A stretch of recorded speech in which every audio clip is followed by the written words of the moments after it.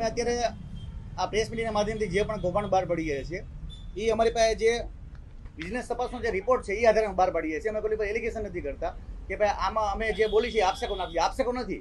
પણ રાજકોટ મહાનગરપાલિકાએ પોતે અમને લખી દીધું છે કે આટલા લોકો સંડોવાયેલા છે. હવે રાજકોટ મહાનગરપાલિકામાં જે કાયમી સફાઈ કામદારો છે તેમાં એના વારસ એમાં સ્વૈચ્છિક રાજ્યની સિસ્ટમ ચાલુ છે. એના વારસને નોકરી મળે. હવે નોકરીમાં મેડિકલના આધારે એ લોકોને સફાઈ કામદારો નોકરી મળતી હોય છે. પણ આ મેડિકલ કેવી રીતે કાઢે છે? જે અમારી સમાજના દલાલો, એજન્ટો છે, આગેવાનો છે, એમાં મુખ્ય જે સૂત્રધાર છે મુકેશ પરમાર છે, જે અમારો સમાજની કહેવાતો પ્રમુખ છે, એ ભારતીય જનતા પાર્ટીનો બેનરનો દુરુપયોગ કરી અને બોગસ મેડિકલ સર્ટિફિકેટ કાઢે છે.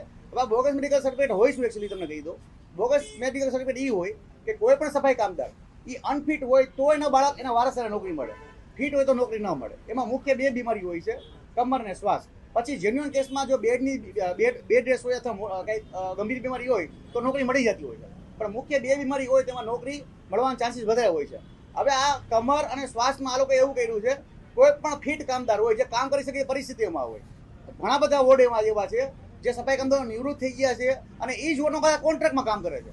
હવે જે સફાઈ કામદાર અનફિટનું સર્ટિફિકેટ રજૂ કરે છે એ એમ કહે છે કે હું ફિટ નથી ભાઈ, મારી કામ કરવાની તાકાત નથી, તો એ વોર્ડમાં કોન્ટ્રાક્ટમાં કામે શું કામ રહે? અને પાછા એ જે કામદાર છે એ કોન્ટ્રાક્ટની જગ્યાએ બધા પ્રાઇવેટ કામે 50,000 કરતા હોય સાઈડમાં. આખો ગંભીર મુદ્દો છે. બોગસ મેડિકલમાં શું કરે છે અમારી સમાજના આગેવાનો અત્યારે રાજકોટમાં એટલા બધા ઉપસી એવા છે, કારણ કે એને એવું છે કે અમને અમારી પાસે ભારતીય જનતા પાર્ટીનું બેકગ્રાઉન્ડ છે, અમને બચાવી લેશે ગમે એ વ્યક્તિઓ. પણ કાયદાનું જ્યારે કામ કરતો હોય ત્યારે કોઈ પક્ષની એવી તાકાત નથી કે કાયદાની સામે કોઈ પડે. આજે દર વખતે અમે આ બાબતની રજૂઆત પણ કરી હતી કે આ લોકો ભારતીય જનતા પાર્ટીનો દુરુપયોગ કરી અને બોગસ મેડિકલના મોટા ભાઈ સેટિંગ કરે છે. અત્યારે 187 જણા જે રાજીનામા મંજૂર કર્યા એમાંથી મોટા ભાગના લોકો છે એ ફિટ છે, કામ કરી પરિસ્થિતિમાં છે, છતાં લોકોને અનફિટ જાહેર કરી અને એ લોકોને રાજીનામા મંજૂર કરી નાખ્યા. આ બાબતે એ લોકો એક કામદાર દીઠ 2 લાખથી લઈને 3 લાખ સુધીનો તોડ કર્યો છે. અમારા પાસેના પુરાવા છે, આવનારા દિવસોમાં એ પુરાવા બહાર પાડશું. ધીમે બધા અમે પુરાવા બહાર પાડશું. હવે આ બાબતે જ્યારે અમારા દ્વારા વારંવાર આરટીએ કરવામાં આવતી કે ભાઈ બોગસ મેડિકલ સર્ટિફિકેટ જે કાયદા છે તેમાં તપાસ એની ક્યાં પહોંચી, વિજિલન્સ તપાસમાં કોના નામ છે, કેટલા નામ છે, શું એમાં નિવેદનો આપ્યા છે, એ બાબતે કોઈ નિવેદનમાં કહી દીધું. હવે આ અમે અમારી રીતે એને ખબર નથી, અમારી પાસે આવી ગયું હતું. અમારી રીતે અમે અમારા સોર્સથી આ બધું કઢાવી અને આમાં આખો આ જે વિજિલન્સનો રિપોર્ટ છે, વિજિલન્સમાં રિપોર્ટમાં એવું લખ્યું છે મુકેશ પરમાર, શ્રવણભાઈ, લલિત, ભગીરથ, દીપક વાઘેલા આ તમામ લોકોએ બોગસ મેડિકલ સર્ટિફિકેટ કાઢ્યા છે. એ લોકોની ઉપર આઈપીસી કલમ 467, 468 એ મુજબ એના પર ગુનો દાખલ થાય. હવે આ જે કલમો છે એમાં 10 વર્ષથી લઈને આજીવન સજાની જોગવાઈ છે. કારણ કે સીધું તમે સરકાર સાથે છે ને સેટિંગ કરો છો, સીધું સરકાર સાથે તમે ખોટું ભ્રષ્ટાચાર કરો છો. વારંવાર કમિશનર સાહેબને રજૂઆત કરવા છતાં પણ કમિશનર સાહેબમાં ખબર નહીં શું છે. કોઈ જાતની બસ તપાસ કરજો. કમિશનર સાહેબ ક્યારેય પણ કોઈ જાતનો પોઝિટિવ જવાબ ક્યારેય આપ્યો નથી. એ સફાઈ કામદારના કોન્ટ્રાક્ટના પીએફઈએસઆઈ બોનસના કૌભાંડો હોય, એ ક્યાં બોગસ મેડિકલના કૌભાંડ હોય. ફક્ત તપાસ અમે નાટકો કરે છે, નાટક સિવાય કરતા નથી. હવે આ લેખિતમાં અમે આપી દીધું કે આમાં ભાઈ આટલા લોકો સંડોવાયેલા, તમે એમાંની પર એફઆઈઆર ફાળો. છતાં શું કહે છે અમે તપાસ કરશું. આમાં વિજિલન્સની ઓફિસરની સહી છે, સુરક્ષા અધિકારીની સહી છે, એ સહી કરેલી છે આઈએસ અધિકારીની, બરાબર. છતાં લોકો કે તપાસ અમે કરશું. અમારી સ્પષ્ટ માંગણી છે કે આમાં જે કાયદેસર રોગના ભોગ બન્યા હોય એ સફાઈ કામદારના વારસને નોકરી આપવામાં આવે. જે લોકો ફિટ છે એના રાજીનામા કેન્સલ કરવામાં આવે. જે લોકોએ જે પ્રાઇવેટ હોસ્પિટલના ડોક્ટરોએ આમાં મેડિકલ સર્ટિફિકેટ આપ્યું છે એ તમામ લોકોને વિનંતી કરું છું, તમામ લોકોને તમે શરત ચૂકની માફી માંગી એ જે મેડિકલ છે એ કેન્સલ કરી નાખો કે અમે આ ભાઈ મેડિકલ કેન્સલ કરી છે. આવનારા દિવસોમાં જો આ બાબતે કાયદાકીય માર્ગ પર જવું પડે, પોલીસ કેસ થાય તો તમામ જવાબદારી રહેશે. કારણ કે મોટાભાગના લોકોએ ડોક્ટરે પ્રાઇવેટમાં એવું લખી દીધું છે કે આને કમરની બીમારી છે અને શ્વાસની તકલીફ છે.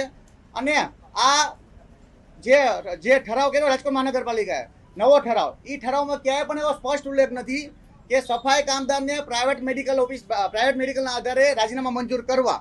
આ અમારી પાસે ઠરાવની કોપી પણ છે. છતાં લોકો રાજીનામા મંજૂર કરી નાખે. કારણ કે ક્યાંક ને ક્યાંક બધા અધિકારીઓના અંદર હપ્તા બાંધેલા છે, બધાને સેટિંગ કરેલા છે. નીચેથી લઈ ઉપર 5,000, 10,000, 15,000 એવા તો બધાને હપ્તા બાંધેલા છે. આવનારા દિવસોમાં એને પણ એક્સપોઝ કરવાના છે. આ ઠરાવમાં એવું કીધું છે કે રાજકોટ મહાનગરપાલિકાના આરોગ્ય કેન્દ્રના એમઓએસ દ્વારા મેડિકલ સર્ટિફિકેટ રજૂ કરવામાં આવશે અને એ લોકો મંજૂર કરશે. હવે ઠરાવમાં કોઈ ઉલ્લેખ જ નથી કે પ્રાઇવેટ મેડિકલ સર્ટિફિકેટ આપવાનું અને એ લોકો રાજીનામા મંજૂર કરવાના. આ લોકો રાજીનામા મંજૂર કઈ રીતે કરે? દરેક આરોગ્ય કેન્દ્રે તમે તપાસ કરી લો, ત્યાં નથી એક્સરેનું મશીન, ત્યાં બીજા કોઈ મશીન નથી તપાસ કરવાના. જ્યારે સિવિલ હોસ્પિટલમાં ત્યાં બધા મશીનો છે, કમરના ફોટા પાડે, એના એક્સરે કરે, એના બધા રિપોર્ટ કરે. આરોગ્ય કેન્દ્રમાં કોઈ જાતની સુવિધા નથી. ફક્ત ને પર બ્લડ ટેસ્ટ કરે છે, એનું બીપી ચેક કરે છે, એના ડાયાબિટીસ ચેક કરે છે. એના આધારે આ લોકો લખીને કહી દે છે કે ભાઈ તમે લોકો છે ને આને ભાઈ રાજીનામા મંજૂર કરો અને હારે એનું પ્રાઇવેટ મેડિકલનું સર્ટિફિકેટ હોય. હવે આમાં સ્પષ્ટ ગંધ આવી રહી છે કે આ જે નામ આવ્યા છે એ બધાના સેટિંગ છે. અને એક રેકોર્ડિંગમાં અમારે એવું પણ બોલે છે એમાં કે તમારો કાર્યકર્તા મુકેશ પરમારથી ફોન કરે તો અમે લોકો છે તમારા મેડિકલ સર્ટિફિકેટ કાઢી દેશું. આવું યશ હોસ્પિટલના ડૉક્ટર દિનેશ ચૌહાણ દ્વારા સ્પષ્ટ બોલવામાં આવે છે રેકોર્ડિંગમાં. એનો મતલબ એવો થયો કે જે રાજકોટ મહાનગરપાલિકાના અધિકારીઓ છે એકદમ સ્પેસિફિક, એકદમ તૈયારી ચતુરાઈપૂર્વક બારીકાઈથી આખું ષડયંત્ર ગોઠવી અને કેને કેટલા હપ્તા આપવા, આમાં કોણ પૈસા કમાય, એ રીતના ગોઠવણી કરી છે. અમારી સ્પષ્ટ માંગણી છે આ બાબતે રાજકોટ મહાનગરપાલિકાના કમિશનર સાહેબ છે, કલેક્ટર સાહેબ છે, પોલીસ કમિશનર સાહેબ છે આમાં એફઆઈઆર ફાડે.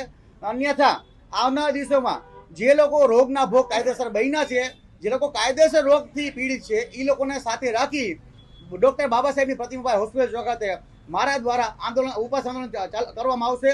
અને એમાં કોઈ પણ પરિસ્થિતિ ઊભી થશે એની જવાબદારી રાજકોટ મહાનગરપાલિકાની અને જવાબદાર અધિકારીની રહેશે. આમાં મોટા ભાગના જે બોગસ મેડિકલ સર્ટિફિકેટ આપ્યો છે એ રાજકોટ મહાનગરપાલિકામાં રજૂ કર્યા છે. એટલે જવાબદાર જે આમાં છે એમાં એમઓએચ અધિકારીઓ છે, પછી એમાં એની કમિટી આખી છે, એમાં એક ડીએમસી પણ આવે છે અને આસિસ્ટન્ટ કમિશનર સાહેબ આવે છે, એની કમિટી હોય છે.